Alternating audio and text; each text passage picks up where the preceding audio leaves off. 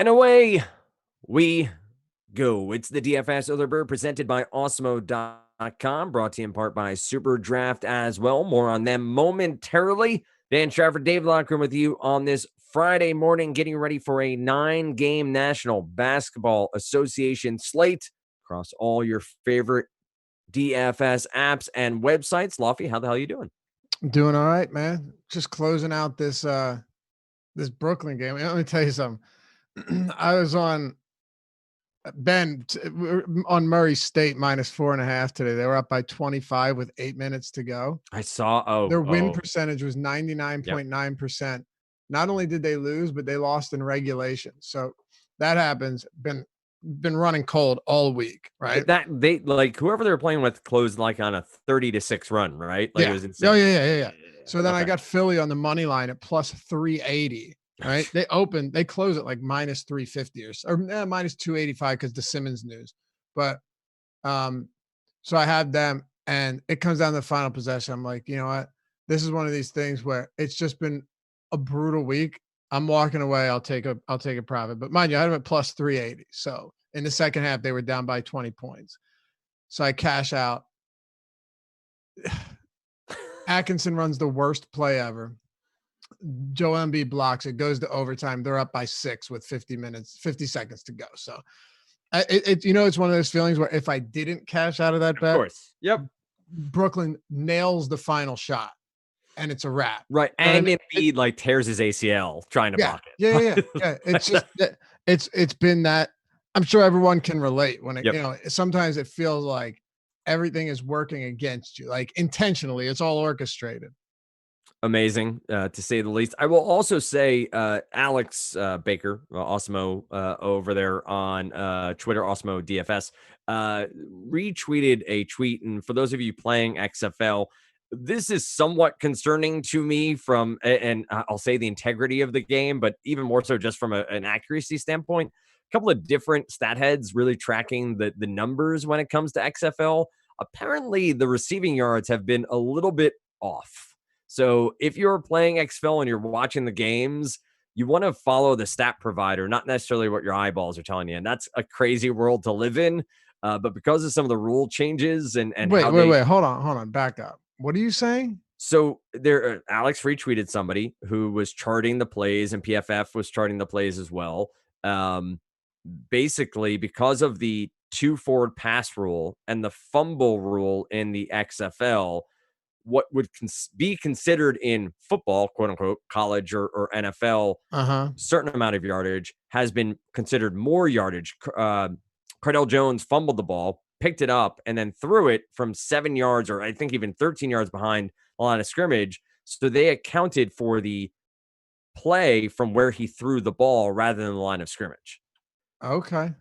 So you're getting like in different stat lines than maybe you or I watching the game. If we saw that, we're like, oh, he threw it from the 35 to the 28. That's a 7-yard gain, but he threw it actually from the 45. So they add 10 more yards onto it. By the way, if they want this to take off, you got to provide some better stats. Like have you been on the XFL.com stats page? Yes. It's horrible. Model the NBA. Model that, like, the NBA has done so many things right. And I know you and Adam were talking about the All-Star game on the Deeper Dive. Obviously, first day back. Adam and I talked about it on the Early Bird on Thursday morning. It was awesome. It was awesome. The Elam and ending, I've been a fan of since I've seen it with the basketball tournament, TBT. I said that yesterday. But even more so, just innovating, changing, and growing as the years go on. But even beyond that, when it comes to the NBA, the stats they provided on their own site for multiple years now have been leading edge. You haven't had to go to a Fangraphs or to a Baseball Reference or for the NFL to a PFF or Football Outsiders. Yep. It's all on the site of the league you're following. And that segues here as we talk about this 9-game slate, just provides for the NBA such a ease of use for the consumer. Yeah. I think you nailed it with the XFL. Yeah. The XFL ones, thankfully PFF is doing something because there's nothing else. Like there's no red zone stats.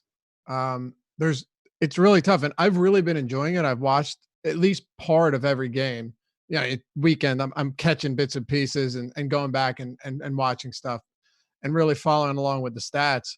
But man, there is not a lot. Like I said, fortunately, Pro Football Focus has all of those advanced stats, like the signature stats, Yep. but we don't have a lot of the important stuff anywhere. And like, where are the team stats at? Yep. I think it'll be one to track and hopefully something learned from as the season goes on. And if there is a 2021 year, which I think is still a question mark for the XFL, I know they're funded through the end of this year, but we'll see what exactly happens. We do turn our attention here to the NBA, where we have 9 games on this slate, where we have some interesting games, some back-to-backs right out of the chute for some teams that have play at a higher pace. So we'll keep an eye on that potential heading into this slate. Injuries wise, anybody jump off the page to you, Dave, as injuries that may influence this slate? I know we still are waiting on Karl Anthony Towns to return. So he's a 10-4 and out. So that is with that wrist injury, and Damian Lillard has the groin issue. Those are two of the higher price guys. Kemba Walker is out for the Boston Celtics. He's dealing with, what is it, a knee? Yeah, knee injury. Knee injury. Yep. Anybody else? So we have Kemba John Wall is definitely out, but Karl Anthony Towns, Damian Lillard, and Kemba Walker are out. Anybody else that you see that could be influential on this slate? Just some questionable guys, TJ Warren, Elfrid Payton. Some of these guys obviously going to have less of an impact than others, but Ayton is healthy. He's good to go. He was out for a while leading up to the break. Will Barton's questionable. Mike Conley, I think you already mentioned. I mean, there isn't anything. We know that Anthony Davis is expected to play. Thomas Bryant's questionable. Jan Mahimi questionable. Pasechniks, which sounds like nothing is questionable, but if for some reason all of them don't play, then that'll open things up for guys like probably Davis Bertens would get an additional look, and oh my God, how am I? Oh, Mo Wagner would also get some more, but again, it's unlikely that we see that happen right now. The big names that you had pointed out are the ones we're paying closest attention to. All right, let's dive in. We'll start at point guard, where we do have Luka Doncic at the top at 10-6. LeBron, point guard, small forward, eligible against Memphis, who will be on a back-to-back in LA, is at 10-5. Oh, wait, sorry. Let's click over there. There we go. D'Angelo Russell at 8-6 is intriguing with Karl Anthony Towns out. But I want your take here at Doncic. This is a game that's not high-paced. I think it's a 219 over-under, maybe even less than that. Let me double check. 219 exactly, minus 3.5 in favor of Dallas. But Doncic is sub 11K. He is at a price point that seems more than reasonable. Maybe DK resetting some of these price points as we come out of the All-Star break. Thoughts on Doncic, and then we'll make our way through the rest of point guard. Yeah, I mean, Orlando's a good enough defense to where you at least have to think twice about it. I think the price on Doncic is pretty reasonable. I have no issues with him. But ultimately, among all of the top priced guys on this slate, I think you're going to have the opportunity to look elsewhere. Again, it's not anything against Doncic in terms of him being a solid play. I talked about Trae Young yesterday. It was tough because he was priced alongside so many of those other top priced guys, and he dropped 50, but with Lillard out, which is, that's really the biggest one on the slate. Right. There, I don't know if there's anything, but him and Towns, those are two biggest pieces on the slate. But you've seen DraftKings, or you would have thought that DraftKings, preemptively priced them up. This is kind of strange. I don't know if you saw it, but CJ McCollum's only 6,600. Yep. Yes, sir. Anthony Simons is 3,500 against the Pelicans. So, I mean, that's going to throw the entire slate. That's 40 to 50% ownership. Right. Yeah. On a 9-gamer. Yep. So, I mean, wow, that's rough. Doncic is fine. I like LeBron against Memphis, but they're going to be playing their second of a back-to-back. They're locked into a tight battle, high-scoring battle right now with the Sacramento Kings. That game right now at the going into the half is on pace for like 250 points. So or I'm sorry, yeah, 245 points. Looking like a really high scoring game. So you've got And that. Mr. Morant not involved in any of that. So thanks there, Ja, but that's fine. Yeah, John Morant's struggling for sure. Um, oh man, yeah, 2 points, 2 assists, and Two 12 minutes. turnovers. He's deuces are wild, as they say. Yeah. Meanwhile, the Rockets are up 35-11 over the Warriors in the first. In the first quarter. Oh my god. Yeah. Look, I don't mind Luca. I think I like LeBron James a little bit more. Sure. I like the under too. If we're looking at this total right now in Orlando, if you can actually get it where it is, it just feels like a low scoring game. You talked about it, not projected to be all that fast and pace either. It's a weird position though, because we talk about LeBron. I like him. I think they're going to be big favorites though, and if you're worried about it getting out of control, that's always a concern. But looking at the rest of the top of the point guard position, Booker's in a tough spot against Toronto. I think you can argue that at 7,900, he's definitely viable, and I'm not afraid to go there, but I don't love it. And then D'Angelo Russell against Boston. The big question here is, can they keep this game competitive? Yep. No Karl Anthony Towns. Can you keep this game competitive? And are you willing to pay that much for D'Angelo Russell? I don't hate it only because Towns is out and Wiggins is gone. So when you look at the scoring, this team's completely devoid of scores. You have Russell, and who else? Malik Beasley, if Towns is off the floor, is Malik Beasley your second go-to guy? I think the answer is yes, which means they either get the shit kicked out of them, or if it stays close, D'Angelo Russell has a big game, which leads me to my last and final point here. If I'm playing Russell, I think this would be one of those spots where I run it back with one or two Boston players.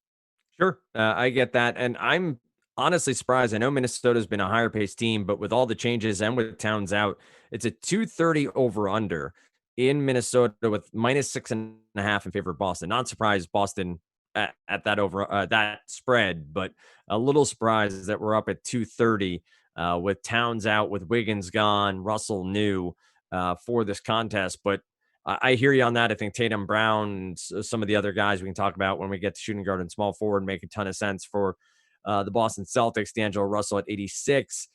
Make our way down to the likes of the 7K. Chris Paul, Jamal Murray gets Oklahoma City at 7,100, has some definite upside in that Denver offense. And he mentioned CJ McCollum. I guess we can sort of play the if or when playing him, point guard, shooting guard, or utility on a site like DK where we have MPE. But 7K and below, what are some of the names that jump off the page? I will point out Colin Sexton at 6,300. JB Bickerstaff talking a lot about some potential changes in the lineup for the Cavs now that John Bayline's gone. You have Bickerstaff there now, Sexton, and some of the other small point guard, shooting guard, small forwards. We may see some more small ball from the Cavs moving forward. So Sexton intrigues me here at 6,300 against the Washington Wizards. But what do you got here, Dave? 7K and below at point guard. I feel like JB Bickerstaff is the interim coach for every team that's ever fired a head coach. Ever. Yes. But doesn't it feel that way? And good for him. I mean, it's good work if he can get it. Sure. Like, he is the king of interim coaching. Come in, make some money, peace out. Say some nice things about the players. We're gonna see what Colin Sexton can do. Kevin Porter, he's got some game. We want to see if he can handle the ball. These are good guys. I like them all, and then just move on. You're right. I already talked a bit about the mid range. There's not a ton there. Donnie Mitchell, 6,900 is the one spot that right now I'd be willing to go to. Like I said with Russell, feel a lot more comfortable running it back with a Boston player too, because I do worry that game doesn't stay even remotely close, even in Minnesota. But you know what? It's basketball. Stranger things have happened. But I'm going to throw McCollum in at the point here since we already talked about him. Yep. By the way, Kyle Lowry, a little bit pricey against Phoenix. I think he's a decent option, but not somebody that I feel great about. Anthony Simons at 3,500 is your clear top value at the position. And your number excuse me, number 2 value is CJ McCollum against New Orleans. It's really quite simple there. It's a 235.5 total, currently the highest on the slate. You can't get away from that. And quite frankly, I don't think you should.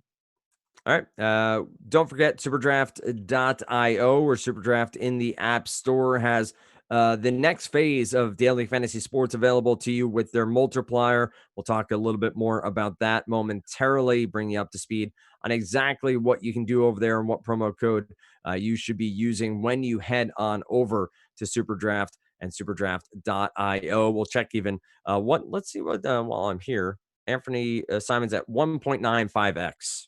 What Heading about into, McCollum? let's see, CJ McCollum is at 1.55. 1.55. That's real solid. Yep, Wow. absolutely. So you have some upside there with both of these. I want to echo what you said before. I'm shocked that DK didn't price these guys It up doesn't make any preemptively. sense. We knew that Yeah, Lillard was hurt. yeah, They they they've had this news. Yeah. generally they've been really good about that. Mhm. It's Uh, strange. We have shooting guard next, where obviously McCollum slots in here as well. Sexton, I'll point out, is shooting guard eligible. Somebody I mentioned over at point guard. Bradley Beal is 9,400. He gets the Cleveland Cavaliers, which do we have a line? We don't have a line on this That's the as of yet. only game actually Yeah, that we don't have a line on. kind of crazy when we have back-to-backs that are still happening now, but that's fine. -4.5. I see Washington It's a good favored. point. You usually never get that. Right. I know it's Hmm. coming out of the All-Star break, but a ton of books, including Still, Westgate and some of the bigger books, have lines out already on these Friday games. What are you looking at here at shooting guard? Beal is expensive, but this feels like a fairly accurate price point for his upside and the minutes he's been playing. Does that take him out of consideration from a tournament perspective and an upside perspective? And do you see maybe some better plays at shooting guard at a cheaper price point? no, not at all. Wizards are 4.5 point favorites, though. We have that at least on DraftKings. Yep. We just don't have a total. Um, no, I think Beal's an intriguing play. He's just not a top option, right? He's definitely not a top play here. But I like him against Cleveland in a game that should stay close, should be high enough scoring. Look, most games are going to be pace down spots for the Washington Wizards, but at the same time, Bradley Beal isn't completely overvalued at this point, and he's the most expensive at his position, but he's seeing solid minutes. The issue that I have, and you may have actually just mentioned that, but while he's seeing solid run, I do have concern that he's settling into that 34, 35 minute per game role instead of 38, 39 that we'd been seeing before. Those extra few minutes make a huge difference, which is why I just don't see this as a spot where, I'll be able to prioritize him. It's fine. Will I prioritize him? Probably not. I do think Drew Holiday's interesting. I know that team is littered with guys that just cannibalize each other now that Zion's back, but it's a good price on Holiday, and depending on what ownership looks like on a lot of these guys, maybe Van Vliet gets some. Mitchell certainly should against San Antonio. I mentioned him at point guard. Holiday could kind of fly under the radar as a sneaky solid option. Not to mention CJ McCollum is going to be ridiculously popular. It's funny. DraftKings didn't forget to price Victor Oladipo up, who doesn't have one single game with more than 15 real points. Yep. So that's interesting. Up Now, the 1,600, reason, yeah. yeah, listen, the reason they did it, and I get this, is because Nate McMillan said he no longer has a minute limit. We knew that was going to be the case coming in and out of the All-Star break, but um, you know, does that mean he's going to play 31 instead of the 29 he was getting? I really don't know. And I think, you mentioned Colin Sexton. I'd rather go Colin Sexton here until I see any semblance of efficiency out of Victor Oladipo. Colin Sexton's $100 cheaper. He's locked into, if this game's close, he's getting 35 minutes for sure. And the great thing about this is it's against the Wizards team that not only plays heinous defense, but is also one of the fastest paced teams in the league. You look at it on the season, the Wizards rank dead last in defensive rating, behind the Cavs and the Hawks. And they're also playing at a top 4 pace. So yeah, Colin Sexton, coach speak or not, he's a pretty solid option here. let's roll on to small forward, where LeBron is our top option, price point wise. So 10. Malik Beasley's probably viable too, just because there's no one else on this Minnesota team. All right, and it's a crazy point, but it is one that needs to be considered with Cat out and Wiggins gone. Yeah, him and Jaylen Brown's 5,900. I think that's just too cheap with no Kemba Walker. You've got to look towards him too.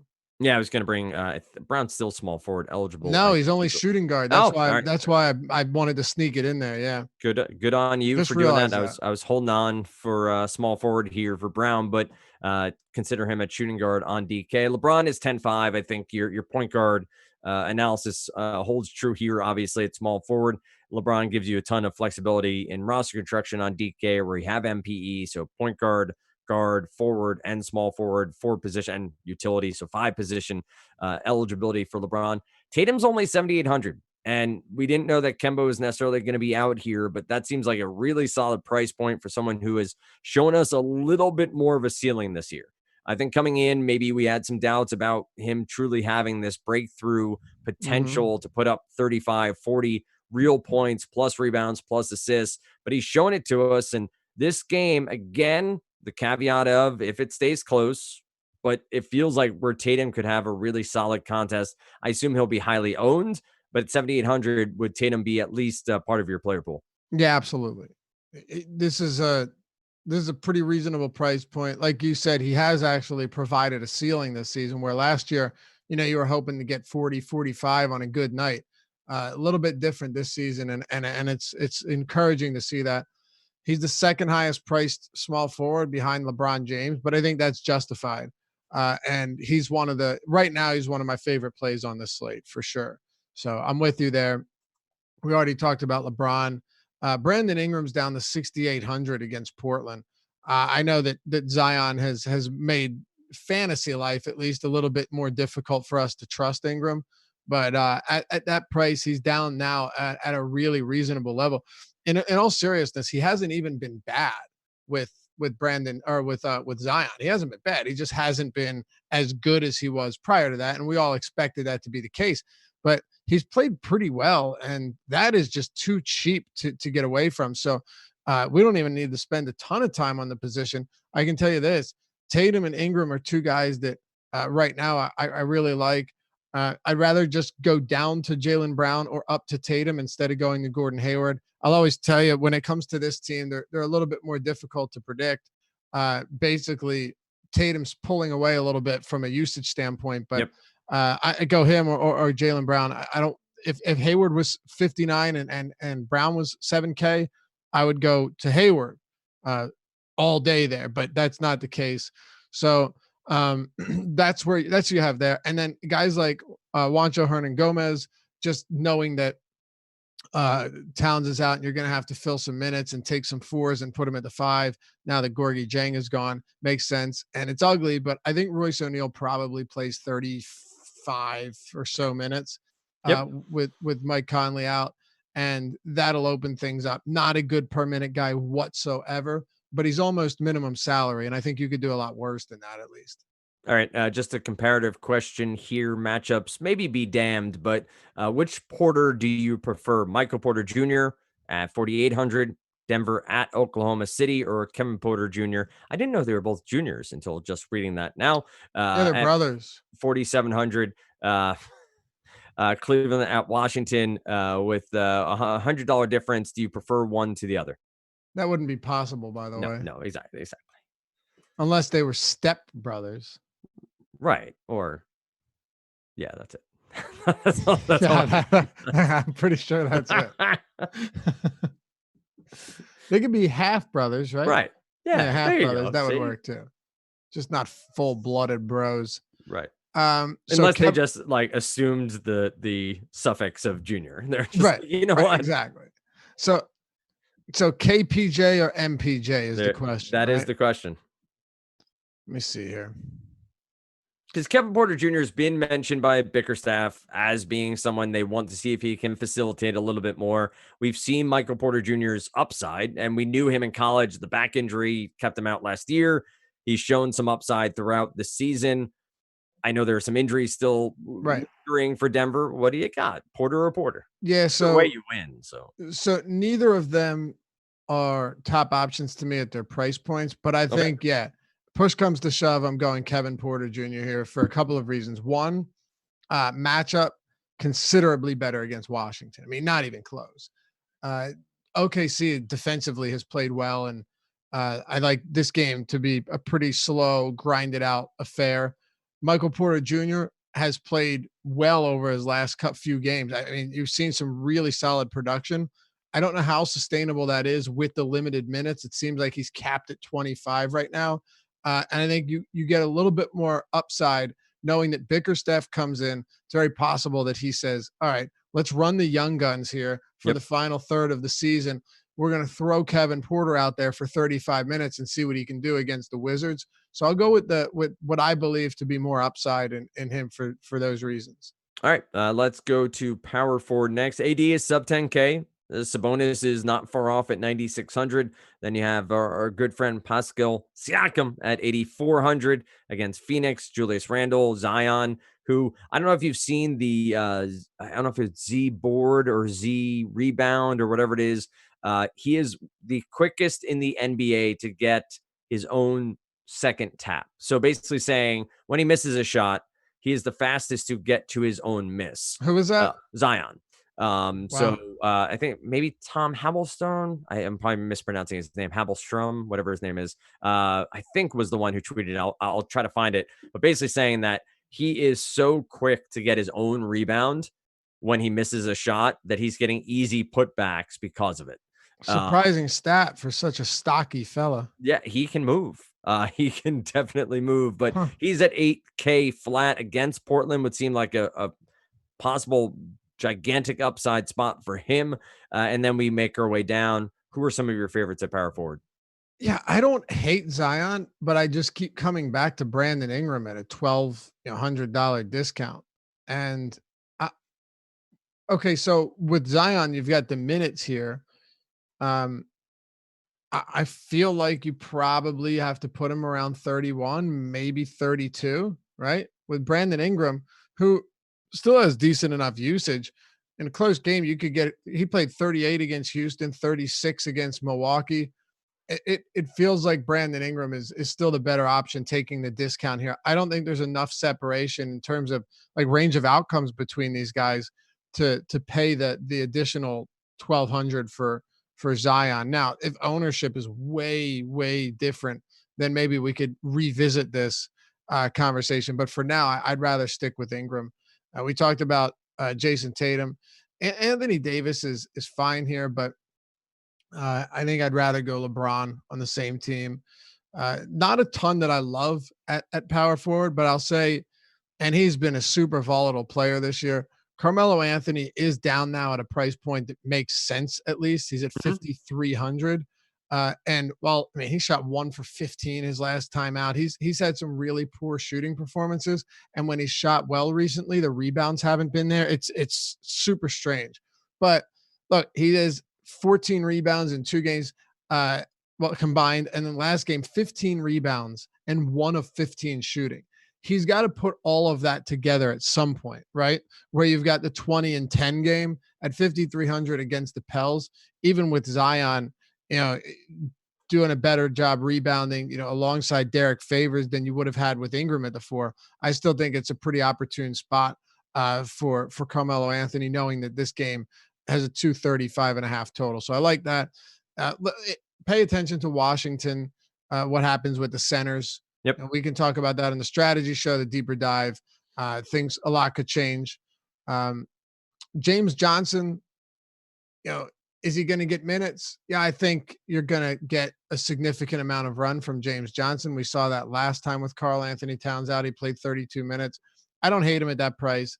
I don't see him as must play chalk like he was last time, where at minimum salary, you're crazy not to play him, but still one of the better values at the position and probably like a top 10 value maybe on the slate. All right. I think a lot to chew on there. You mentioned Hernan Gomez over with the eligibility, I believe, before it's small forward. You have some of these other Minnesota front men, as you were talking about.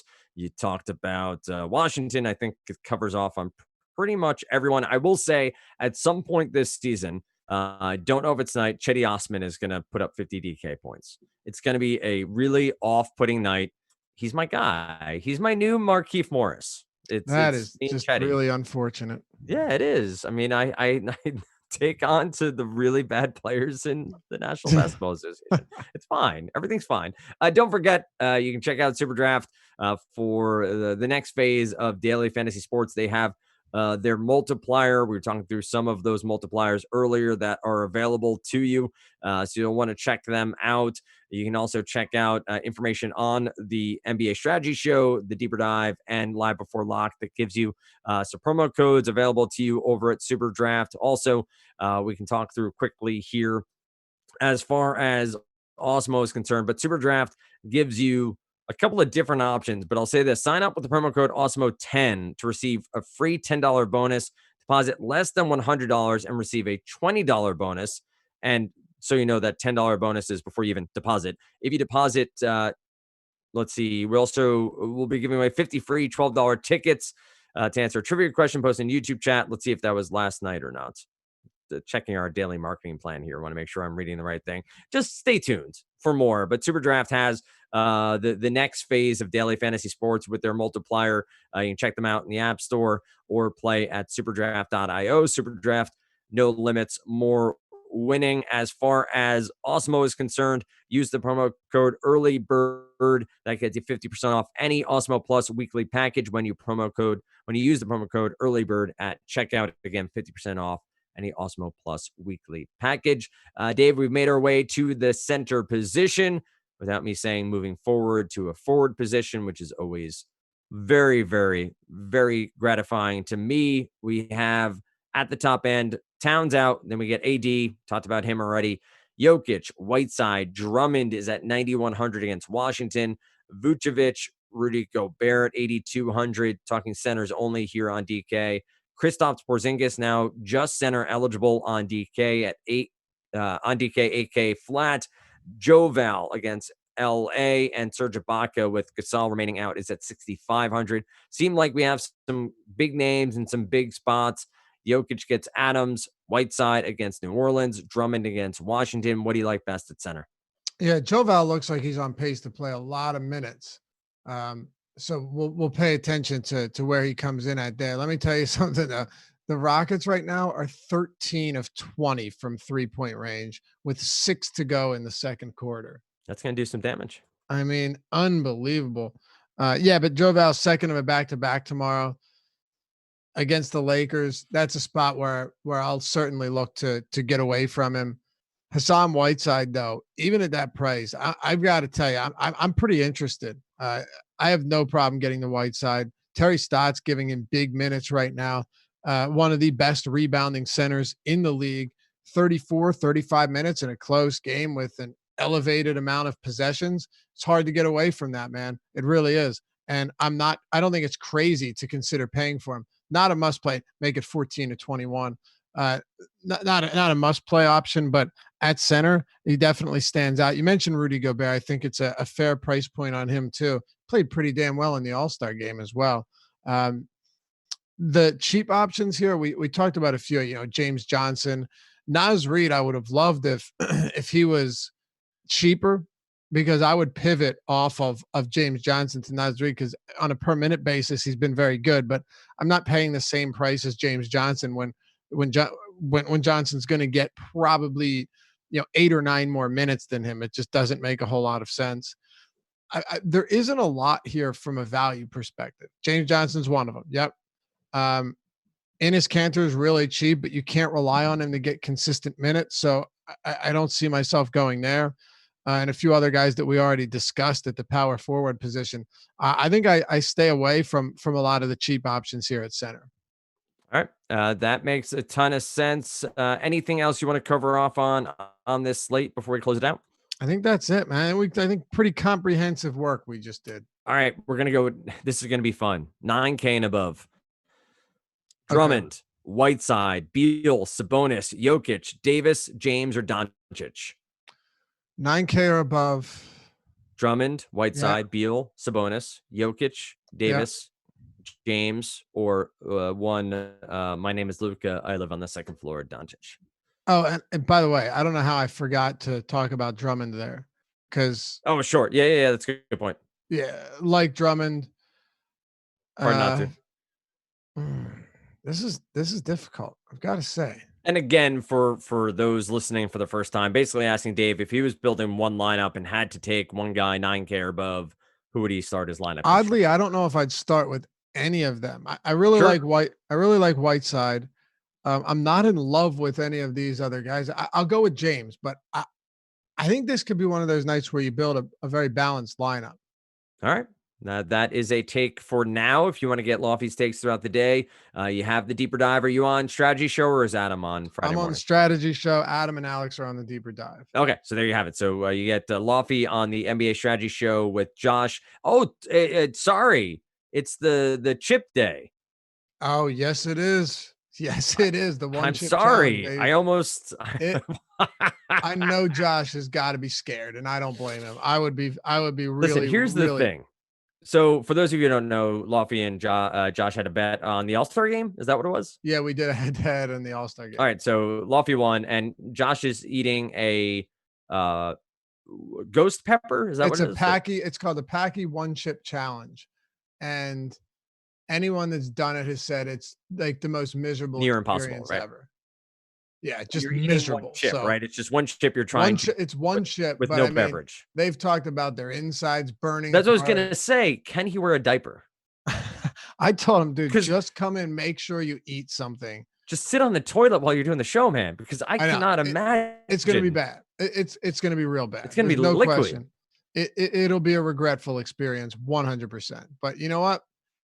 Here we are, and he's a man of his word. And if you missed this show, And he's gonna have a stash soon too. well, you never know.